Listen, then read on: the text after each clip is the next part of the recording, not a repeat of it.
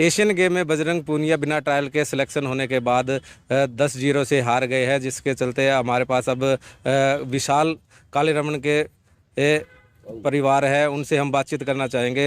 हमारे साथ इस वक्त मौजूद है राम कुमार जी, जो इनके ताऊ जी है विशाल के। सर, जिस प्रकार से बजरंग पूनिया 10-0 से एशियन गेम में हार गया है और बिना ट्रायल के उनको वो गेम के अंदर भेज दिया गया था, तो अब क्या कहेंगे इसको लेकर के? अब ये है, बगैर ट्रायल के भेजा गया तो इस बात का दुख है कि भारत का एक मेडल और आ जाता। जितने मेडल आए हैं उनमें एक मेडल और आ जाता अगर अपना बच्चा जाता तो। क्योंकि ये फिट था, नया लड़का था और पूरी तरह फिट था। तो बजरंग भैया का जो है 1 साल से प्रैक्टिस नहीं कर रहा था, तो हम बार बार उससे यही रिक्वेस्ट कर रहे थे। उसके घर पे भी गए, उनके घर पे गए तो उन्होंने कहा अंकल जी एक पंचायत कर लो, पंचायत कहेगी तो मैं मान जाऊँगा। तो वहाँ चलो कोई बात नहीं, अच्छा प्लेयर है, बड़ा प्लेयर है और पंचायत कहोगी ठीक से, इनका भी मान सम्मान रह जाएगा। तो उसके बाद पंचायत करी, फिर नहीं मान्या, फिर दोबारा पंचायत करी, फिर नहीं मान्या। मतलब टोटल मिला के हमने 4 पंचायत करी। मोटा मोटी हमारे 10 लाख का आसपास खर्चा हो गया, 4-5 पंचायत। उसके बाद भी नहीं मान्या, फिर भी हमने उससे रिक्वेस्ट करते रहे भाई मेडल नहीं आएगा देश के लिए, क्योंकि ये देश का घाटा है, हमारा आपका पर्सनल घाटा नहीं है। ये मेडल तो देश के लिए ले आते हैं बच्चे, और मेडल अगर नहीं आएगा तो एक मेडल कम होगा देश का, तो उससे देश को हानि होगी। तो वो मान्या नहीं, अपनी जिद पड़ा रहा। उसके बाद हम रिक्वेस्ट करते रहे, फिर हमने थोड़ा सा चैलेंज किया उसको। फिर चैलेंज किया, शुरू में मैंने 10 लाख रुपये इनाम रखा उस पर कि 10 लाख रुपये दूंगा, हमारे बच्चे से लड़ो और जीत के जाओ, आपका स्वागत करेंगे, मान सम्मान करेंगे। और फिर उसके बाद 10 लाख मैंने रखा। उसके बाद बाहर देशों में हमारे यार दोस्त रहते हैं, उन्हें किसी ने 20 लाख, किसी ने 10 लाख, किसी ने 30 लाख, टोटल मिला के 1 करोड़ से ऊपर चली गई थी राशि। तो सारे चैलेंज कर दिया भाई 1 करोड़ रुपये। फिर हमने, मेरी तरफ से सब ने कह दिया था कि रामकुमार भाई 1 करोड़ कह दो, हम सारे मिलके इसको 1 करोड़ रुपये दे देंगे।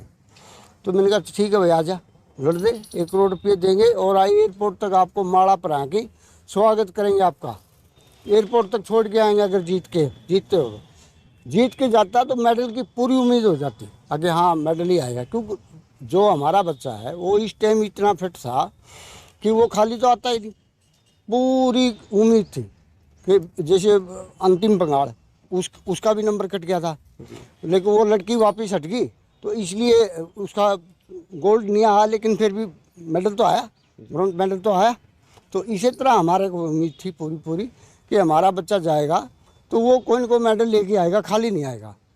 तो बजरंग भैया ने बस ये थोड़ी सी उसके सलाहकार, कैसे सलाहकार थे पता नहीं, एक बार शुरू में हमने ऐसा लगा कि बजरंग मानना चाहता है, तो मुझे जहाँ तक लगता है उसके जो सलाहकार हैं, जो उसको शुभचिंतक जो है ना, कई बार शुभचिंतक भी बड़े खतरनाक होते हैं।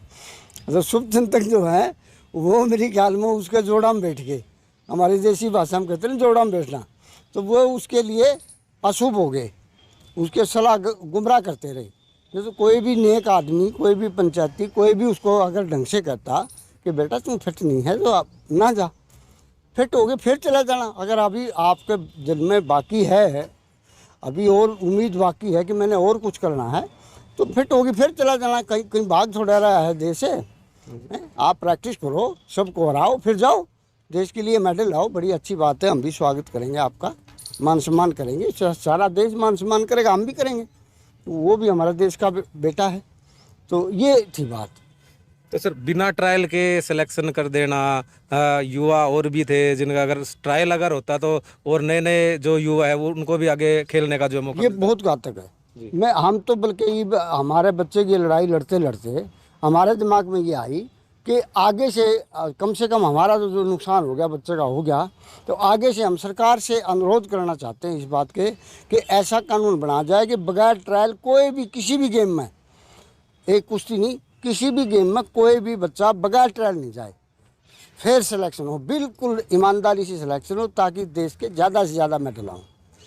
ये तो सर अब जो आपने 1 करोड़ का से ज़्यादा का जो इनाम रखा था कि भाई ये बजरंग पूनिया पहले ही अपना जो बगैर ट्रायल के जो सिलेक्शन किया गया है, अगर विशाल के साथ जो है एक बार दंगल करके दिखा दे, 1 करोड़ से ज़्यादा का जो इनाम भी रखा गया, तो क्या अब भी वो चैलेंज आगे कोई आप उनको कर पाओगे? नहीं नहीं नहीं, अब नहीं। अब वो तो एशियाड गेम से पहले था।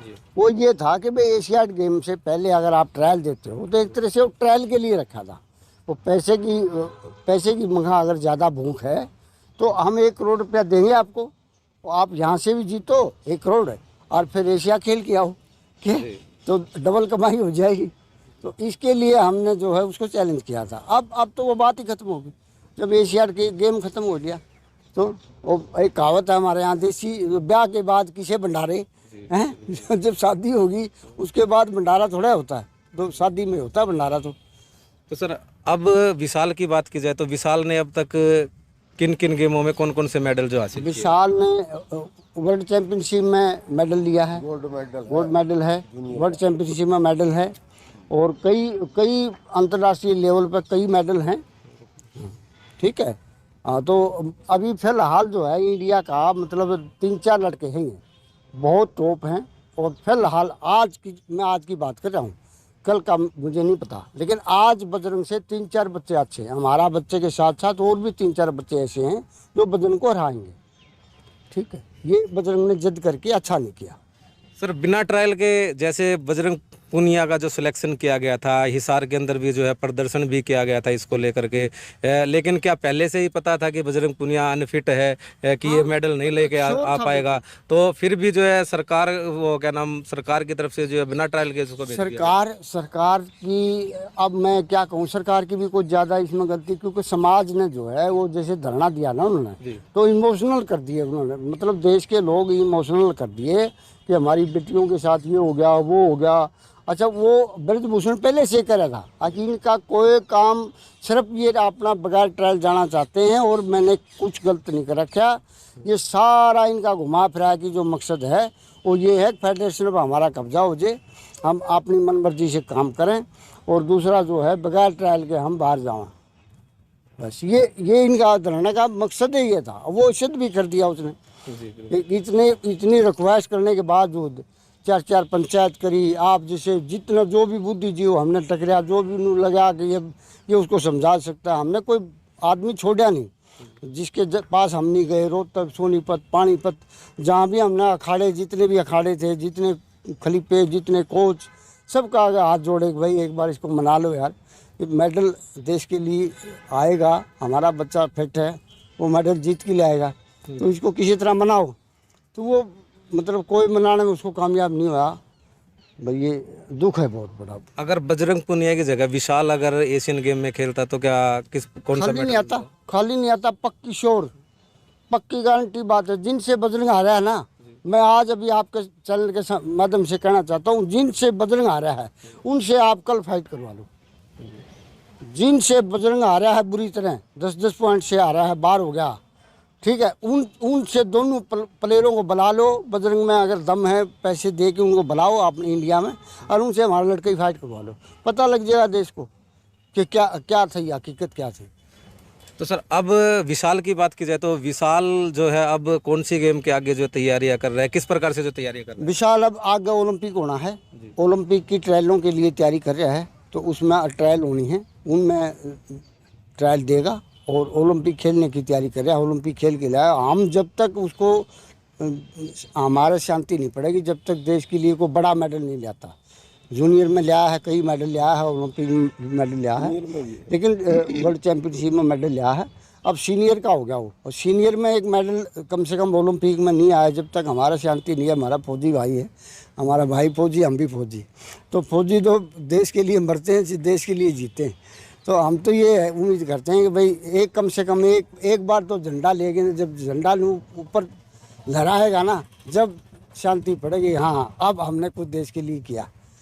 तो सर अगर विशाल की बात की जाए तो विशाल किस प्रकार से जो तैयार है, कितने घंटे जो है प्रैक्टिस करता है फिलहाल? अब पूरा वर्क करता है, 6-7 घंटे लगते हैं लगातार प्रैक्टिस में। लगातार प्रैक्टिस कर रहा है ईमानदारी से। वो है बड़ा शरीफ ईमानदार लड़का, शुरू से प्रैक्टिस के प्रति वो बहुत सीरियस है।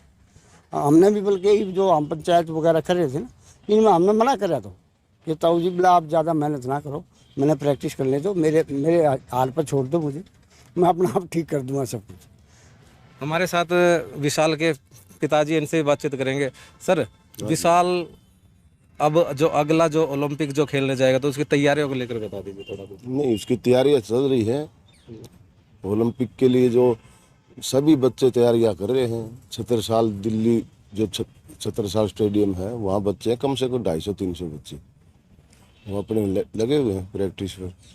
ये फरवरी में होना है या कहाँ होना, ट्रायल होंगी, उसकी तैयारियां चल रही है। तो कितने घंटे प्रैक्टिस करता है? घंटे तो जो इनका 3 घंटे सुबह होता है मेरे ख्याल में, तो और 3 घंटे शाम को। ये कोच है सरकारी, 6 घंटे है ज़्यादा एक्स्ट्रा, तो वो उनकी अलग से है। लेकिन जो कोचेज है ना, वो 3-3 घंटे इनकी प्रैक्टिस करवाते हैं सुबह शाम। तो अब क्या उम्मीद की जाए कि अगर विशाल का सिलेक्शन ओलंपिक में हो जाता है तो उसके बाद कौन सा मेडल लेके आएगा? हमारा तो मकसद यही है, हमारे बच्चों का मकसद यही है कि हम कुछ करके दिखाएं, ओलंपिक में कुछ करके दिखाएं, यही मकसद है हमारे बच्चों का। तो ये थे हमारे साथ विशाल के परिजन का साफ तौर से ये कहना है कि विशाल अब ओलंपिक गेम्स की जो है भरपूर जोर से तैयारियां कर रहा है और आगे आने वाले समय में विशाल देश के लिए कोई बड़ा मेडल जो है जीत कर लेकर आएंगे। पंजाब केसरी टीवी के लिए हिसार से विनोद सैनी। हमसे जुड़े रहने के लिए हमारे YouTube चैनल को सब्सक्राइब करें और नई वीडियो की नोटिफिकेशन के लिए बेल आइकॉन को दबाएं। अगर आप ये वीडियो Facebook पर देख रहे हैं तो लाइक जरूर करें और ज्यादा से ज्यादा शेयर करें। धन्यवाद।